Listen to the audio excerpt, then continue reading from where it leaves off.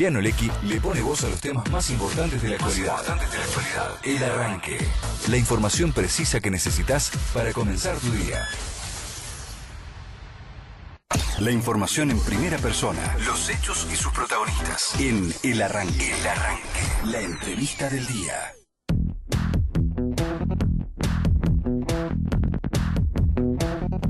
11 de la mañana en la República Argentina, continuamos adelante en El Arranque y ya tenemos al invitado del día de la fecha con el que recién estábamos dialogando. Disparamos ahí acá con nuestros compañeros un par de preguntas. Me dijo, esto sí, esto no, esto sí, esto no, pero dijimos, acá vamos a hablar de todo. Lo tenemos al señor Lucas Jaseski, que además le pregunté el apellido por las dudas, porque yo tengo un problema con las W. Jaseski, no, me dice Lucas Jaseski. Él es el presidente del Partido Renovador, integrante, no formalmente porque falta para el cierre de las listas, para la presentación formal de las listas, pero está dentro de la alianza Vamos Juntos. Lucas, bienvenido al Arranque, ¿cómo estás? Bien, ¿vos? Muy bien, un Gracias gusto. por invitar, No, el placer es nuestro tenerte con nosotros en la mañana del Arranque, en un día que entraríamos y empezaríamos a hablar directamente de las elecciones en Córdoba, si bien no afecta, digamos, particularmente tanto en la ciudad de Buenos Aires, pero sí es importante dentro de lo que tiene que ver con Cambiemos, pero de eso vamos a hablar en un rato. Me gustaría que empecemos, me decías que sos, vamos a entrar directamente por ese lado, me decías que sos odontólogo, que venís de otro palo, y me parece muy interesante como para empezar a hablar por lo menos de ese lado, desde lo que tiene que ver con la participación ciudadana dentro de la política. Me parece, la verdad, muy interesante, digamos, tu formación y cómo te insertás con un partido totalmente novedoso, nuevo en cuanto al armado político. Me parece muy interesante arrancar por ahí. ¿Cuál es tu, digamos, cómo nace tu percepción respecto a la política, tu preocupación? ¿Cómo te metes? Mira, yo me empecé a involucrar en la política en el año 2002-2003, después de la crisis del 2001. ¿Eras uno de los que estuviste ahí en la plaza? No. Yo me recibí en el año 2000, comencé a trabajar profesionalmente en el 2001 y eso, después tuve que cerrar mi consultorio, ni bien lo abrí, a los 6 meses lo cerré, porque era insostenible y estaba en esa disyuntiva de si me iba o me quedaba en el país, ¿no? Es más, hasta pude homologar mi título y eso. Muchos compañeros y amigos egresados de la universidad se fueron a España, otros a Estados Unidos, otros a distintas partes del mundo. Pero bueno, decidí quedarme, después conformé mi familia y ahí empecé mis primeros pasos digamos, involucrándome un poco en la política. Después nunca tuve tampoco mucho compromiso en el sentido que me estaba trabajando, estaba con mis cuestiones personales, la vida a uno le va pasando, mi primer hijo, casarse, bueno. Pasaron cosas. Echar raíces y bueno, después, en el año 2011, 2012, tuve un compromiso para trabajar dentro de lo que fue el Frente Renovador. Conformamos con muchos amigos y amigas el partido acá en la ciudad de Buenos Aires. Yo llevo a cabo la elección del 2015, la cual no participé, y después participamos solos en el 2017 con José Sanfilippo, y hoy estamos conformando la alianza Vamos Juntos, ya que no tenemos disidencias o grandes diferencias desde el punto de vista ni ideológico ni de la gestión. Bien. Me parece interesante esto que planteas, ¿no? De aparentemente, digamos, solo en 8 años, 9 años, formás el partido, te empezás a meter, digamos, en política y hoy encontrás dentro de esta alianza Vamos Juntos, hablemos de tanto del PRO como del radicalismo, como de la coalición cívica, espacios donde, digamos, llevar a cabo tu pensamiento, tu ideología, tu gestión. ¿Cuáles son las cosas justamente que rescatás dentro de esta alianza? El gran compromiso que tienen con la gestión y con la gente. Yo creo que hoy un político baje y se reúna con vecinos a tomar un café, a charlar de la problemática que tienen en cada barrio. Es distinta a la ciudad de Buenos Aires, del norte, sur, este, oeste, tal cual como es el país. Son otras las necesidades de la gente. Ya eso es una transformación en la forma en el paradigma, en la forma de hacer política, ¿no? De que un dirigente sepa en el lugar que está, que es un servidor público, y de los cuales tiene que atender las demandas que los vecinos necesitan. ¿Pensás que este gobierno atiende las demandas todas Sí, en sí, su conjunto? yo pienso que sí, que ha mejorado mucho la gestión en la calidad. Porque ¿a qué me refiero en la calidad? Cómo se han acelerado todo lo que fue la desburocratización del Estado, ¿sí? Bueno, la tecnología, los sistemas informáticos, aplicaciones de celulares, turnos, etcétera, que bueno, por ahí antes para hacer un registro tendrías que perder una semana, un día entero, etcétera, etcétera, y hoy, o para hacer un DNI, y hoy hay cuestiones en la relación que tenemos con el Estado en esas cuestiones que se han acelerado un montón, ¿no? Bien, dentro de estos avances que también la verdad considero muy positivos, cómo justamente se ha avanzado en el área tecnológica. Hoy en día vas a un CESAC, a un centro de atención de salud, sacás el turno antes por internet, en tal día, tal fecha, tal horario vas y te atienden. La verdad que es algo muy interesante. Pero yendo a lo que tiene que ver con la coyuntura nacional, ¿pensás que justamente estos avances o estos cambios en la política alcanzan a nivel local y a nivel nacional, teniendo en cuenta la crisis económica que se está viviendo? Sí, son dos cuestiones diferentes. La crisis económica va por un carril. Yo pienso que depende más de una cuestión de mercados, no una cuestión también de corregir algunas de las condiciones. Creo que tiene que haber una gran reforma estructural de lo que son las cuestiones que tienen que ver con los tributos, ¿sí? Creo que son más de 163 impuestos, lo digo, del lado de la pyme. Soy profesional, pero tengo una pyme. No hay crédito, el crédito tiene tasas muy altas, no tenemos financiación, entonces hay que mejorar las condiciones del mercado, y en eso puede interceder un poco el Estado para que, digamos, tengamos un poco más de aire y de respiro en la forma de gestionar nuestras empresas. ¿A la salud cómo la ves en la ciudad, ya que por tu formación? Muy bien, porque en los últimos años de gestión, y digamos, son casi 12 años que viene gobernando esta ideología política con el PRO, creo que ha mejorado muchísimo en lo que vos decías, en la accesibilidad, que es fundamental. Ha mejorado muchísimo también en la calidad, porque los médicos son los mismos del sector público que el sector privado, la salud es una sola, y que lo vemos reflejado hoy en cómo ha evolucionado. Tenemos sistemas de emergencia, el SAME, el doctor Crescenti, que ha mejorado inmensamente si vos lo comparás con años atrás. Las estructuras sanatoriales han cambiado, se han modernizado, tienen tomógrafos, tienen panorámicos, hay una gran inversión que se ha hecho en los últimos años, que se ve reflejada en la atención del paciente, y en la calidad del servicio, porque también ha mejorado no solamente en las tecnologías, sino en las infraestructuras. Se han segmentado bien lo que se llama la atención, con el sistema de prestaciones con atención primaria, prevención, o los niveles más altos de prestaciones que tienen que ver con el tercer nivel, la internación, etcétera. Bien. Lucas, quiero preguntarte puntualmente, porque arrancamos la charla y quizás fuera del aire también hablábamos de que por ahí no hay tanto involucramiento de la gente en la política.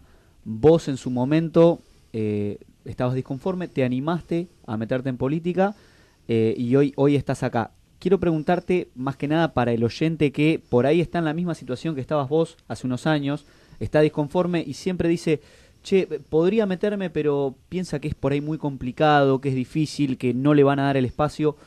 ¿A vos te costó entrar, no te costó? Sí, claro. ¿Qué es lo más complicado y qué consejo le podés dar a aquel que está escuchando y que quiere también involucrarse y empezar a participar y a decidir sobre bueno, obviamente cuestiones de la vida cotidiana de cada uno? Sí, claro, mirá, entrar dentro de lo que es el mundo de la política, digamos así, no fue fácil, llevó tiempo, tuvimos que construir una propia herramienta electoral, y bueno, uno se va haciendo camino al andar, ¿no? Como dice la canción. Pero bueno, creo que teniendo cada uno sus ideales, creo que la gente se tiene que involucrar, tiene que comprometerse. Y no, la política es todos los días. Yo me puedo comprometer de la política con mi trabajo, por ejemplo, en no cerrar la pyme y mantener puestos de trabajo, ¿no? Eso es lo que yo llamaría concientización del empresariado. A veces podemos ganar, a otras veces podemos perder, y bueno, lo importante es que en la acción del tiempo ganemos. No siempre hay que perder, y cuando se pierde siempre pierde el más débil. Tratar de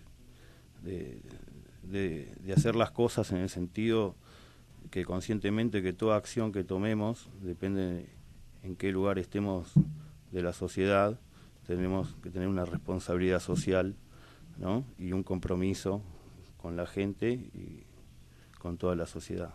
De eso se trata.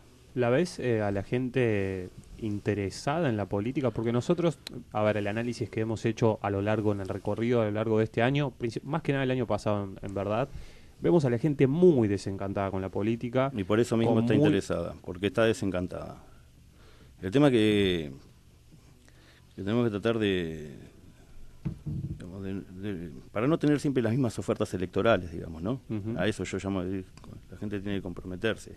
También hay un compromiso de los medios de comunicación, porque siempre se trata de buscar al candidato como si fuesen alguien conocido, relevante por los medios de comunicación, que como si fuese el gran Mesías o el gran Salvador de la coyuntura actual, y yo pienso que no es así, que hay que construir una sociedad justa y equitativa, trabajando cada uno del granito de arena que pueda aportar.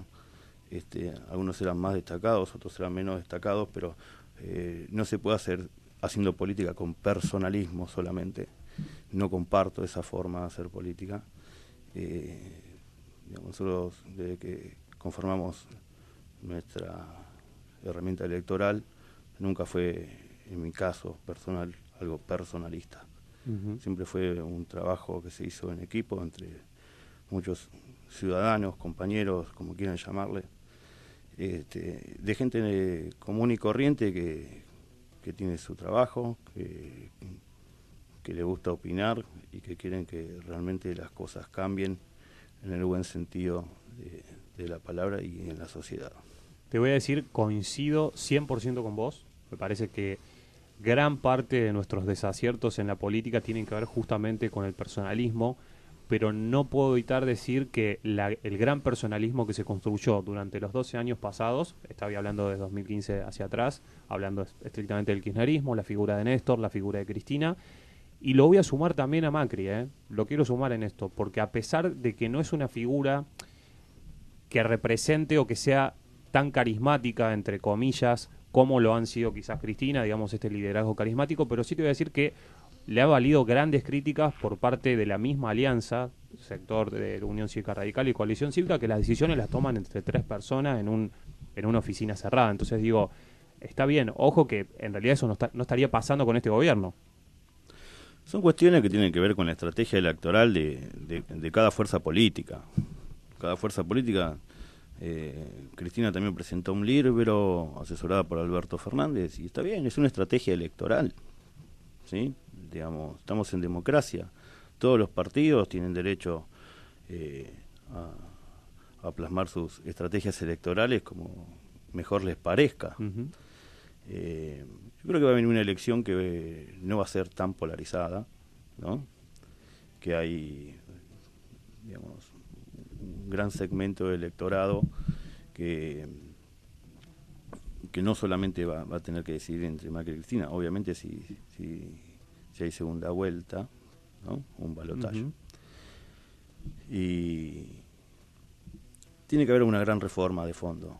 La primera gran reforma es económica, otra es política y otra es social, ¿sí? La primera reforma que tiene que haber con el gran compromiso del Estado y la gente, porque el Estado está conformado por la gente, tiene que ver con hacer una gran reforma tributaria. Ujú. ¿Sí? La segunda, una reforma política donde tiene que haber una gran reforma electoral. No se puede gastar tanto dinero entre paso, elecciones, balotaje, y que sea más eficiente en el gasto y más transparente, ¿no? Y la tercera es el compromiso social, o el pacto social, o como quieran llamarlo, pero el compromiso social es muy importante porque cada uno, ustedes del periodismo, yo de la salud, de la odontología, cada uno tiene su compromiso y poniendo su granito de arena para que todas las cosas salgan cada día mejor. Ujú. Entonces, creo que esas tres cosas que les mencioné son los pilares fundamentales para el desarrollo de una sociedad justa y equitativa. Coincido, pero digo, la reforma electoral de que hablas de una reforma en cuanto al modo de implementación del voto, esto que se habló de la boleta electrónica, ¿te parece es una de esas sustancias? Esa puede ser una, sí. ¿Y qué más? Pero no solamente con el voto electrónico. El voto electrónico lo que da es un poco más de transparencia. Para algunos otros países sí, para otros países no. Pero bueno, todo depende, ¿no?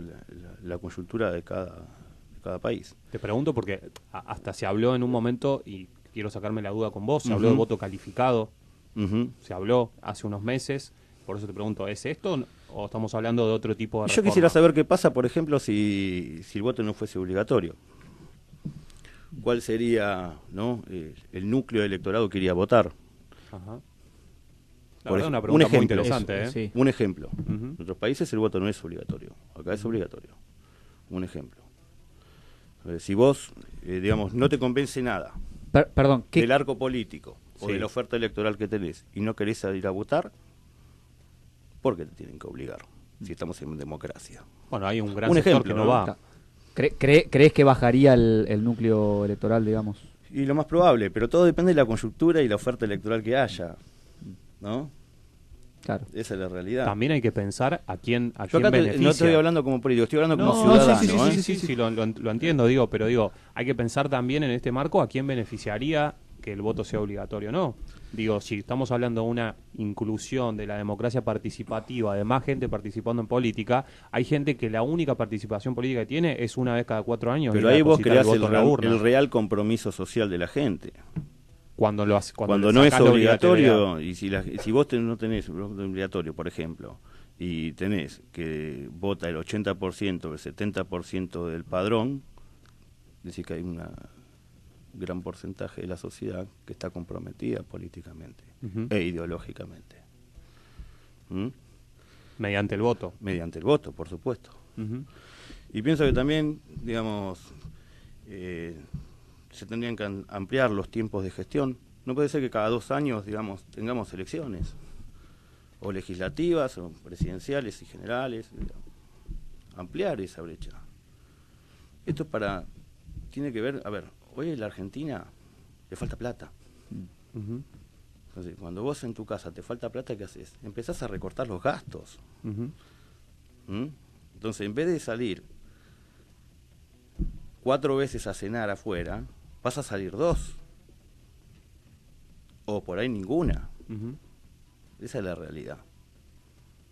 Entonces, esto lo estoy plasmando desde el punto de vista de la política. ¿Para qué vamos a hacer elecciones cada 2 años? ¿Para qué vamos a hacer primarias abiertas y simultáneas, elecciones generales? Digamos, hay que unificar un cronograma electoral a nivel nacional. Como, está bien, es un país federal, cada provincia elige su cronograma electoral, Ujú. ¿no? Pero todas esas cuestiones creo que hay que alinearlas hacia un norte más profundo, ¿no? Bien.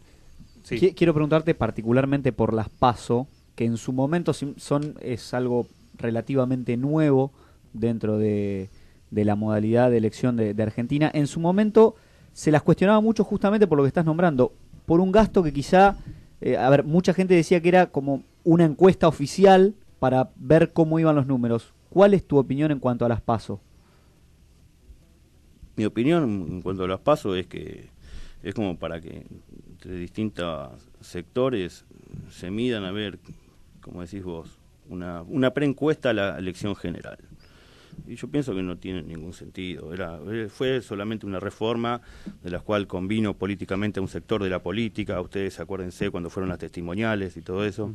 Sí. Entonces, fue una cuestión de conveniencia en su momento. Llega casi más de 10 años, ¿no? Que existen las PASO y creo que es algo para mí absurdo, un gasto de dinero que no corresponde. Lo digo desde el punto de vista de tener un partido político chico. Bueno, nosotros administramos muy pocos recursos.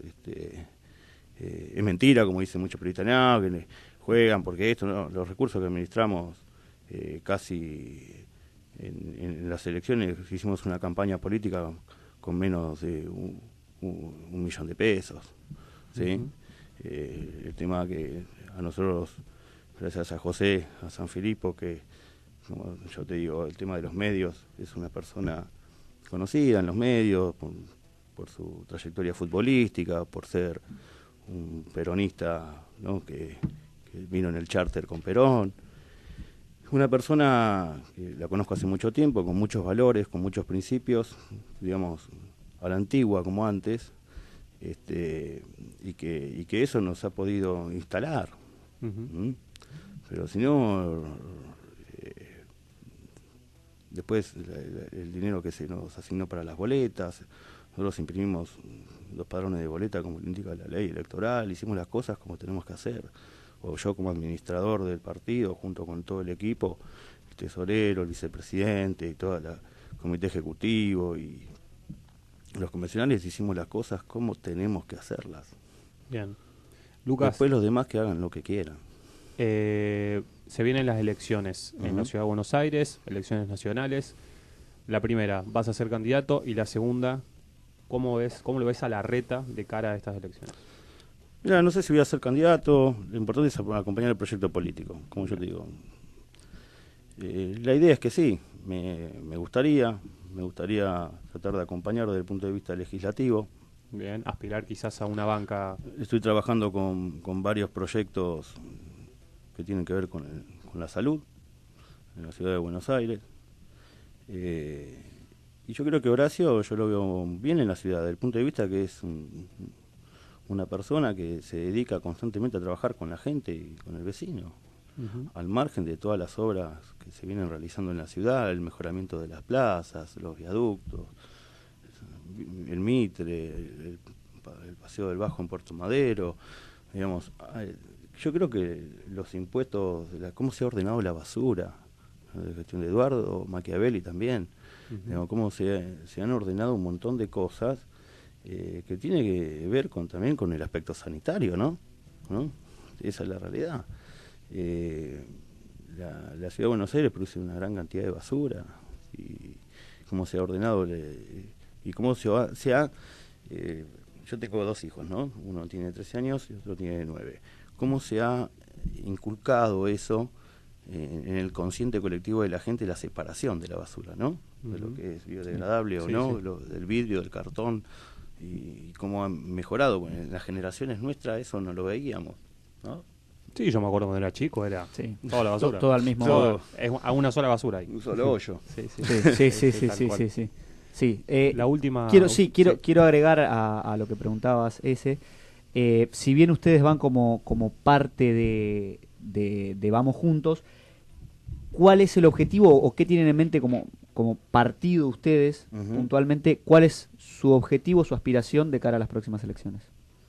Como partido, no como el conjunto. ¿Ustedes tienen les gustaría que suceda algo en cuanto a ustedes particularmente, o acompañan desde la ciudad de Buenos Aires?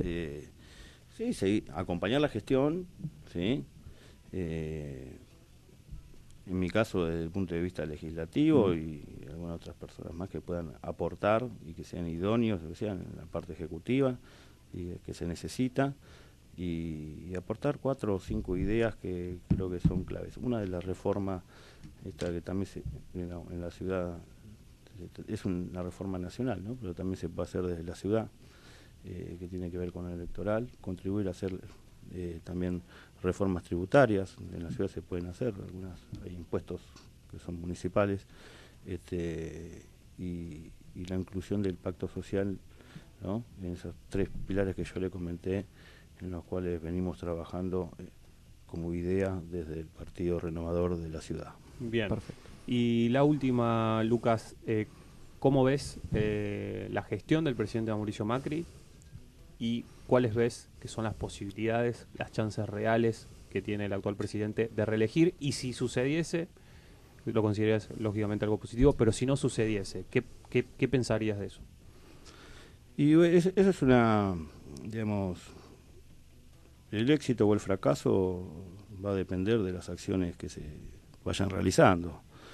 Yo creo que el presidente, digamos, viene haciendo lo mejor posible, digamos, a quien, usando el sentido común, quiere fracasar en una gestión, y más si quiere ser reelecto.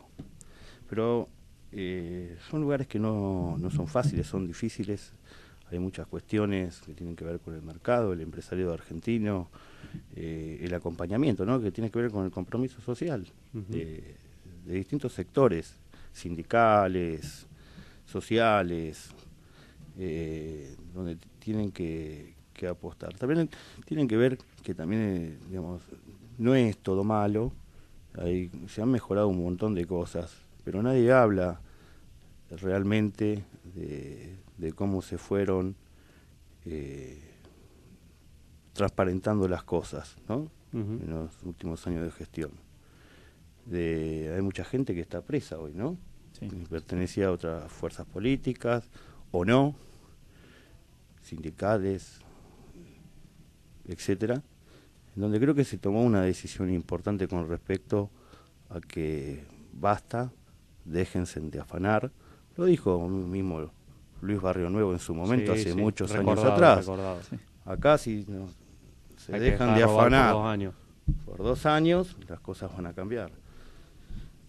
El punto que no es por dejar de afanar, hay que dejar de afanar no por 2 años, por siempre.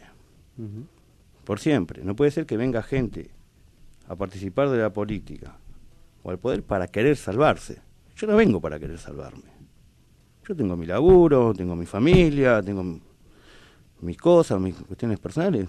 Vengo para aportar mi grano de arena para mejorar la política, para transparentar la política. Y ojalá haya mucha gente como yo que se involucre, y que hay gente que se quiere involucrar. El tema es que no le dan espacio para que se involucren. No se le da el espacio a la gente que tiene que estar realmente. Y si vos ves también el arco político, hay dirigentes que están más de 30 años. Y hubo un proyecto que se presentó que tiene que ver con el tiempo en la permanencia en la política. Y se aprobó. Como se aprobó lo del cupo femenino, también vos querés ser concejal, querés ser diputado, bueno, 4 años y a tu casa. Y sin afanar un mango. Y las declaraciones juradas que sean públicas. ¿Cuál es el problema? ¿Cuál es el problema? Yo al ser presidente de un partido, soy una persona políticamente expuesta, no tengo ningún problema. Hace 20 y pico de años que laburo de mi profesión y seguí capacitándome y seguí invirtiendo en lo mío y sigo apostando al país. Y tiene que cambiar también esa parte del Estado donde siempre es el socio, ¿no? Para las ganancias, pero para las pérdidas no. Cuando hay pérdidas, como está viendo en este momento que estamos con vacas flacas, a ver cuál es el aporte del Estado en ayudar, no solamente a las pymes, aquel que tiene un kiosco también, que no es una pyme y es un monotributista. Claro. Tiene que cambiar ese régimen. Donde hay gente que por ahí, digamos, la obra social es bastante flojita. Está bien, tiene el sistema público, pero hay un montón de cosas para mejorar. Un montón de cosas para mejorar. Pero va a llevar años también, tantos años. En la época de Cristina estábamos mejor, otra gente dice no queremos que vuelva a ti Cristina. Hay que definir un rumbo. Hay que definir un rumbo. Y creo que se definió un rumbo diferente al que había hace 10 años atrás. Y creo que la gente va a acompañar ese rumbo. Yo no quiero más de lo mismo. No quiero más de lo mismo. Quiero que cambien las cosas. Realmente, en profundidad. Hoy tengo 40 años. Realmente si no cambian las cosas, yo agarro mis cosas y digo, muchachos, hasta acá llegué, no voy a hacerlo como hizo mi viejo, trabajó 40 años, falleció hace 3 meses, tenía una jubilación de 8.500 pesos, profesional, odontólogo, no quiero pasar lo mismo. Y todo lo que construyó durante su vida lo tuvo que ir vendiendo para poder subsistir. Qué lamentable. Qué lamentable. Y es la situación de más de un argentino. La mayoría. La mayoría. Sin duda. Bueno, podés llegar a ser un adulto mayor y que te paguen una jubilación como si no sirvieras para nada. Hay que mejorar un montón de cuestiones que tiene de seguridad social, las obras sociales, unificar el sistema de la seguridad social también y de las obras sociales. ¿Para qué tanta contribución? El gasto de bolsillo con las prepagas, la seguridad social cuando tiene impuesto al trabajo, el PAMI, las Fuerzas Armadas, que el aporte sea uno solo, universal. Hay muchos intereses. Los sindicatos no quieren que le saquen la plata de las obras sociales. Pero digamos las cosas como son. ¿Por qué no quieren? Digamos las cosas como son. Sí. Lucas, muchísimas gracias por tu visita en Radio No, Sónica. gracias por invitarme, chicos. Esperamos que cuando se defina, no sé si tu candidatura o por lo menos cómo va a integrar dentro Eso de no esta es alianza. relevante tampoco. No, digo, cuando se defina, invitarte nuevamente a discutir, sí, quizás políticas, propuestas, otro tipo de cuestiones que hacen a la política también. Sí, la próxima, si quieren, me voy a traer cuáles son las propuestas que tenemos para implementar a futuro, ¿no? En el Excelente. gobierno. Y seguir debatiendo y haciendo política todos los días. Lucas, Muchas muchísimas gracias. Pasó Lucas Jasewski por Radio Sónica, 11:32 de la mañana. Seguimos adelante hasta las 12 del mediodía. Quédate ahí del otro lado.